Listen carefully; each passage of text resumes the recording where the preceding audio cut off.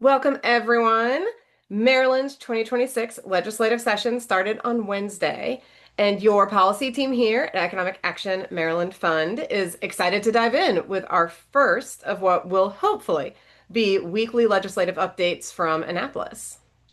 Yes, we're not in Annapolis today. We are both staying warm in our homes in Howard County and Baltimore City. But we are happy to come to you today and record this one, possibly with some animals. I'm Marceline White. I'm Executive Director of Economic Action Maryland Fund. And I'm Jennifer Bevan Dangle, the Deputy Director of Economic Action Maryland Fund. We were in town Wednesday when the session officially began, and we had some of our staff there with us, walking the halls, meeting and greeting, dropping off our agenda. This session started with some very significant changes. Marceline, do you want to share a bit about some of the top lines there? Sure, absolutely. So, new year and really new House of Delegates. As people know, Speaker Jones, who was a legendary speaker, first African American speaker in Maryland, stepped down, although she remains a delegate in the House of Delegates. So there was a new speaker elected, and the House moved to elect Speaker Jocelyn Peña-Melnick. Uh, Jocelyn Peña-Melnick is the first Afro-Latina Speaker of the House in Maryland, and she served for a number of years in the House Government and Operations Committee, which we'll talk about in a minute as well, and has been a real leader in healthcare policy and supporting immigrants' rights. So that was very exciting. So she was elected in December, and then after her election, Speaker Peña-Melnick moved quickly to create additional changes in the makeup of the House Leadership Committee and the House leadership. So there are a number of changes in the chairmanship and vice chairmanship of committees in the House, including Ways and Means, um, Economic Matters, Judiciary, as well as the creation of a new committee, which is either government operations, labor and ethics, or labor ethics and government operations. So GLEE or LEGO acronym. And that is a new committee that's just been established. And the goal of that is to allow more focused deliberation on labor issues and on these critical ethics issues, as well as really um, distribute the workload among the committees more equitably so that people all um, can dive into the bills and really develop expertise because they won't have as many bills in front of them. So we're really excited about that. And what that also means is that in addition to these changes, some issues that were in certain committees moved to other committees. So, for example, housing, which has been in the Environment and Transportation Committee for quite a number of years, has been moved back to Economic Matters. And things like property and casualty insurance, which was in Economic Matters, has now moved over to Judiciary, and energy issues moved to Environment and Transportation. So lots of switching there as well. So some staffers need to get up to speed on new issues. Some staffers moved. Some legislators who have experience in some of those issues also moved. So really kicking off the new year with a whole new kind of state of play in the General Assembly, which is exciting. Exciting and a bit horrifying. Yeah, yeah, that So too. we can assume with all these pretty major changes that we'll see a slightly slower start to session, particularly in the House, do you think? Yeah, I mean, I think as we're seeing, a lot of the committees are starting with organizational briefings because there are new people in committees and new leadership. And so we're seeing the House really trying to get its house in order, as it were. There's also a lot of new members that have been appointed, and so getting people up to speed. So there are briefings on issues and also how they're going to be doing things. So, for example, there are energy briefings in environment and transportation on Tuesday. This coming week, education, energy, and the environment is having briefings in the Senate on Thursday. There's a House briefing in Economic Matters on Tuesday, the 27th, and Medicaid briefings in Senate Finance on the 29th. So really giving folks a chance to have a deeper dive into some of these issues and ask questions before all the legislation comes up. And And here's that all the orange briefings are going wasn't to the be best live. color, but they are on the whiteboard behind me, and we'll be sharing those times and dates in the comments section later. Yes. And all the briefings are streamed live on the state legislative website. Each committee has a YouTube channel, and so you can go to the website and click on the YouTube and find the appropriate committee to watch from home, if you can't be in Annapolis to listen to this briefings. And that is megaleg.maryland.gov, our favorite website this time of year. It is. One thing we've Our, already heard from both presiding officers and the governor is they want this session to be all about affordability. That is the drumbeat that they are going to be pounding away on for the next 90 days, or I guess 88 days technically now. It seems like if that's their goal, they should just take our agenda, right? I mean, yes, done and dusted. Here you go. Just do this. Because as we both know, and I think folks who are tuning in know, um, that's our mandate, that's our mission, front and center. What are the issues that folks are struggling with day to day? What are they sitting around the kitchen table trying to figure out which bill to pay? That's really what we focus on and are things that make a difference in the lives of everyday Marylanders. And so that's exciting. It's a real opportunity. I think we've both been in Annapolis a long time, and it's been a minute since we've heard this kind of unified discussion around affordability. Um, I I'm really excited to hear what they mean by affordability. But we did give them a blueprint. We walked around our legislative agenda on Wednesday, the first day of session, to all of the offices in the building, and we'd love it if they just passed some of these bills. So a couple of the issues we worked on for folks who've been part of our network and part of our supporters for a while is not surprising. We're working on some debt issues. I think you can see some of them a little bit on the whiteboard, and we will also send this to you later. Thank you, Vanna. Um, one of the bills we're working on and we're very excited about is ending coerced debt. And that is a bill that has now been supported by the Legislative Agenda for Women, the Maryland Legislative Agenda for Women, which we're really grateful for. It's sponsored by Delegate Lopez. What it will do is address coerced debt, which is a debt that an individual takes out because they feel either physical or psychological pressure from someone to do so, often physical pressure. So we see a lot of victims of domestic violence, sometimes elders and foster youth who all may be forced to take out a credit card or a loan in their name that the abuser runs up. What this legislation will do is to create a process where someone can declare that the debt was coerced, and it creates a judicial process that would allow the creditor to either drop the debt or do an investigation to determine if they also agree that the debt was coerced and move forward that way. So it really gives people who took out a debt under deep, threat of violence or violence to get a fresh start. So we're excited about that. We are also working on medical debt. As you know, that's been a longstanding issue and a huge issue, especially with the changes in Maryland to our healthcare system, as well as the changes at the federal level where we expect healthcare prices to go up.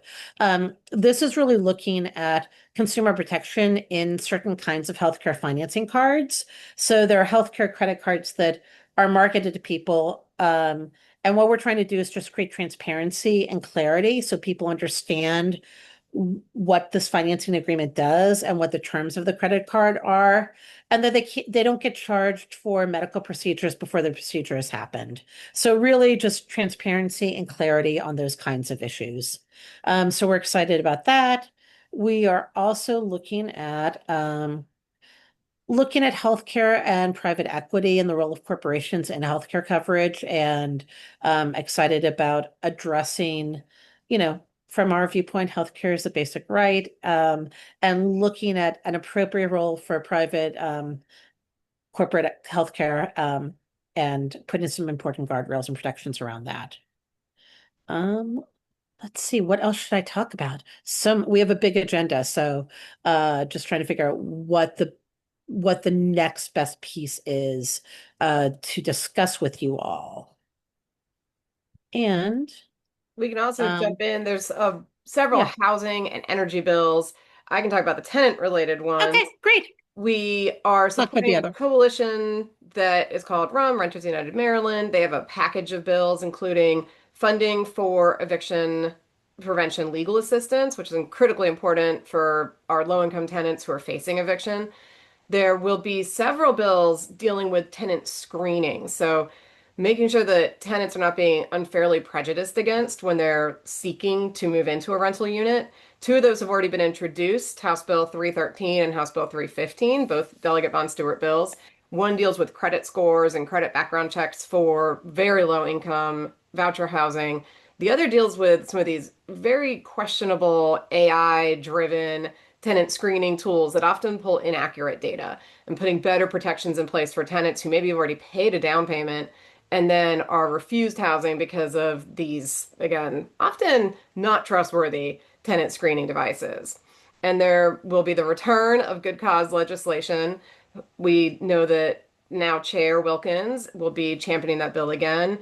And we're very hopeful that we can get better protections in place for tenants who, again, are just being unfairly treated and unfairly forced out of housing, often right now without any legitimate reason, and sometimes right now in a very punitive way. Maybe they complained about inappropriate standards in the house, mold, not functioning air conditioning, and they're being evicted as a result of their complaints. So those basic protections for tenants, which are critically important right now.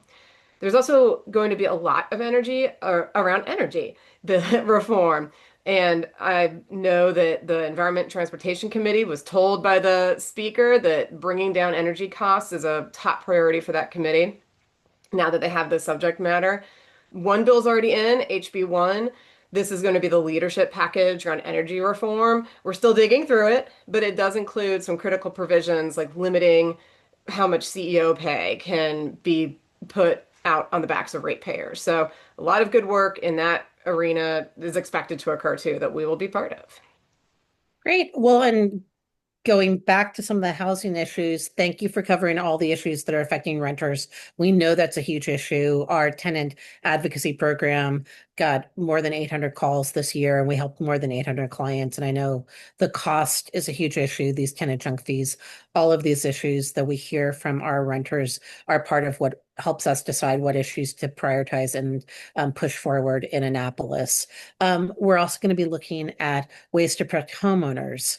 One of the things that's been very concerning is seeing the rise of the notices of intent to foreclose, which is the first step in foreclosing on a home. Maryland now has the third highest notice of foreclosures in the country, with Prince George's leading that that level of notices of intent to foreclose. And again, not the place we want to lead. This is not the place we want to be third in the country. We'd really like to be 50th, and we need to do a lot of work right now to get ahead of another foreclosure crisis. So there's some legislation coming forward that's going to do that. Um, One of the bills we're really excited about is sponsored by Delegate Dana Jones, and that's really establishing a statute of limitations for foreclosures. So Maryland is one of three states, it's us, Connecticut, and Alabama, that doesn't have any kind of statute of limitation on foreclosures, which means that once you get a notice, a lender has no deadline by which they have to foreclose on you. So that creates a lot of uncertainty and stress for homeowners. This would create a 10-year statute of limitation, which really puts us kind of in the middle of surrounding states and harmonizes us with what Virginia does. So once you get the notice, the clock ticks and you have a 10-year statute for them to move forward with a foreclosure. And it also helps protect against these zombie mortgages, which again, Maryland is unfortunately one of the leaders in the country around. We've had more than 700 in the past few years in majority Black and Brown communities where people are being pursued for a second mortgage that they had not received notices for 10, 15 years. So this bill also puts some protections in place so that if someone is pursuing a foreclosure on a loan that they've been sitting on for a while, they have a whole set of notification, due diligence, and compliance issues that the lender has to take on in order to move that forward. So we're really excited about that bill. It passed the House last year, and we're hoping to move it through both chambers this year. We're also looking at the idea of really supporting algorithms, well, not algorithms, supporting prohibitions on algorithms that set rental prices. So there was legislation last year, and since that time, there's been a settlement, finding that in fact a bunch of property management companies did collude to use an algorithm to set prices, and the tenants did not know. And basically, we don't think you can be using a tool to collude and discriminate against sort of set prices. That's not a fair market. That's not a competitive market. Consumers don't have that information. So we're going to try to work on that. And as I think a lot of folks know, we have a fair housing program. It educates folks and does outreach and advocacy with people who face discrimination. And Maryland is one of the few states that doesn't allow testers to document discrimination through recording what a property management company or someone else says. Again, I think 39 states or something do this. So there's been a bill that's passed the Senate. It is coming back this year. It's Senate Bill 180, sponsored by Senator Charles Sydnor. There will be a hearing on that bill next week on January 22nd. And what it will do is allow fair housing organizations to test by recording when they are doing testing, which is what the majority of states do, which will allow us as federal enforcement around fair housing is falling to be able to protect folks in our state from unfair discrimination. And we'll talk to you a little bit more about how you can get involved if you want to weigh in on supporting this fair housing bill and other things down the line. We are also working on credit. As you all know, payday lenders for more than 40 years were kept out of Maryland. Last year, legislation passed which allowed basically app-based payday lenders to operate in Maryland. We were very disappointed about that. But there is legislation that is going to be introduced to try to put more consumer guardrails around these app-based payday loans, particularly looking at the fact issues around tipping and capping how many times people can use these apps.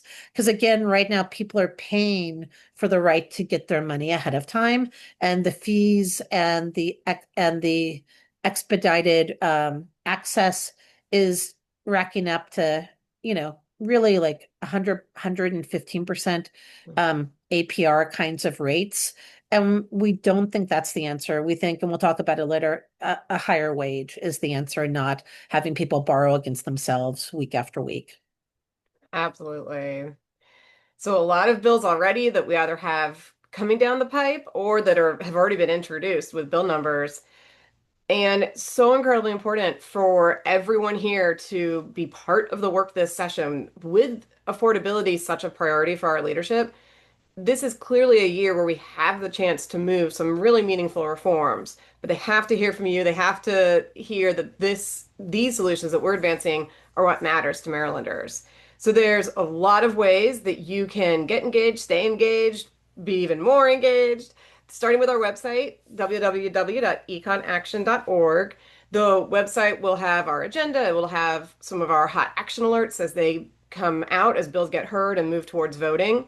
You can also on our website sign up for regular email communication from us. Those regular email blasts will include, again, these actions, the most important things that are happening when the votes are being held, when the hearings are being held, for you to know what the bill is, know what the bill does, and reach out to your elected officials to take action on them.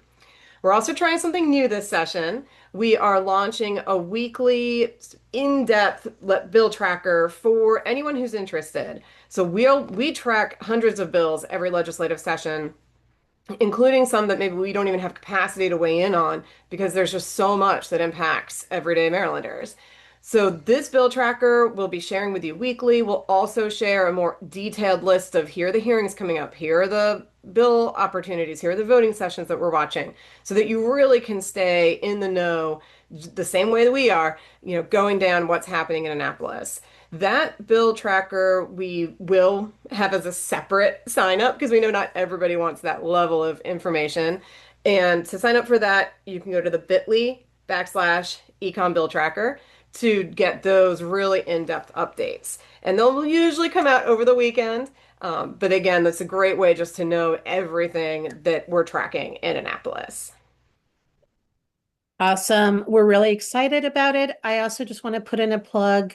Um, if you have a story to share, if you've experienced something and you are mad and want to do something about it, or you've had success because you've had people help you with things, but you want to make sure this doesn't happen to other folks. We are going to be putting out a way and links for people to share their story. It can be shared anonymously. It can be shared with your information, with your name. It can just be shared with a first name, last initial. But it's really important for legislators to hear from constituents that these are real problems real people are experiencing and that their constituents want them to take action. So again, if it's something we can help you, give you a call and help write it up, we want to do a shout out for that. And of course, social media is important. So please like and follow us here on Facebook at Econ Action. And if you find these videos helpful, please share them with your friends, colleagues, places of worship. We're going to be doing this weekly. It may not always be at the same time because um, session gets super busy. So we're finding a time when we are both available, but we will be doing it every week. And we want to really do our best to keep you involved. You can also reach out to us at our emails if you have questions after you hear these things or follow up about more ways to get engaged. So we look forward to working with you. There's a lot of corporate power in Annapolis. There's a lot of highly paid lobbyists. And our power is really all the people watching today and engaging and taking action. So we really appreciate you. We appreciate your time and really appreciate you sharing this and sharing our action alerts with others, because that's really where our power comes from in terms of being able to make a difference and pass laws that protect working families and folks who are struggling to make ends meet and reduce the power of the corporations and put people power in its place. But it's already busy, so I don't know how you're feeling, JPD.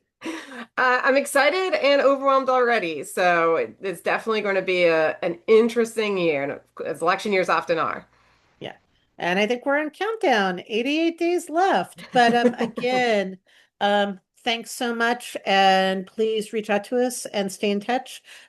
With your help and support and your actions, we can pass some strong progressive legislation this year. And we look forward to working with you to make that happen. See you all next week, probably from Annapolis. Bye. Thank you.